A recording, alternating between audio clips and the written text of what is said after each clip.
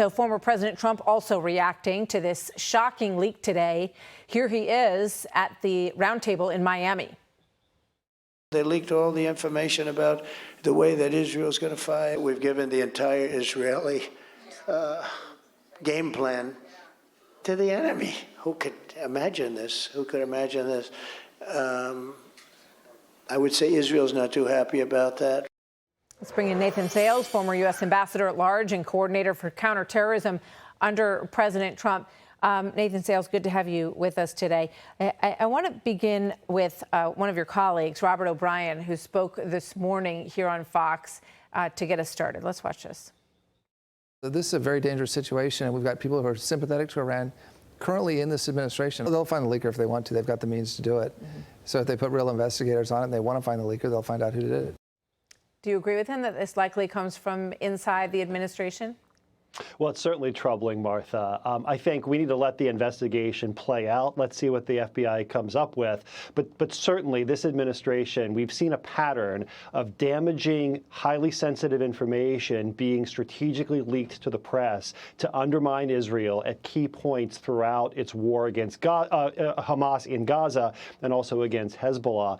Look, this sort of leak is the sort of thing that is going to further erode trust between Washington and Jerusalem. You know, it comes on the heels of the Biden-Harris White House publicly pressuring Israel to sort of take a step back and downgrade its retaliation against Iran. And if you're Israel, this is the sort of thing that's going to cause you to lose any confidence in the Biden White House. And so whoever leaked this, the irony is you've actually made Jerusalem less likely to heed the counsel of Washington because you've increased the amount of distrust between the two allies. So in Israel, one of the top political analysts on the Israel Channel 12 said this: there's a reason why Israel avoided informing the United States in advance about the elimination of Nasrallah and the pager operation. This reason is the systemic prior leaking of Israeli operations over the past year. So this is not the first time that we've seen something happen along these lines. So no doubt our ally is very wary about what they can and cannot share with us at this point.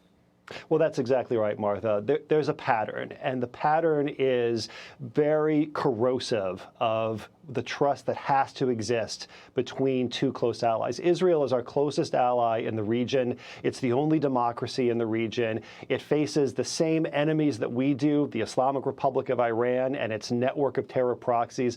The same terrorists that are trying to kill Israelis are trying to kill Americans. So trust has to be at the heart of this relationship, as it was in the past under President Trump, certainly, but also under Democratic administrations in the past. And unfortunately, under President Biden and Vice President Harris's leadership, that trust has started to erode, and elements of the administration seem to feel that they are empowered to continually leak damaging, harmful information. That's not going to help Israel. It's not going to help the United States. One last thing I need to say about this, Martha. Just the other day, we got word that Yahya Sinwar, the recently departed head of Hamas, was deciding on the basis of American leaks and American pressure on Israel that he was going to hold out for better terms in hostage talks. So these leaks are actually making it harder for Israel to conclude a deal to get their hostages back. And it's not just Israeli hostages. There's Americans in those tunnels as well. Yeah, and that calculus is keeping those Americans in those tunnels. Nathan, thank you. Nathan Sales,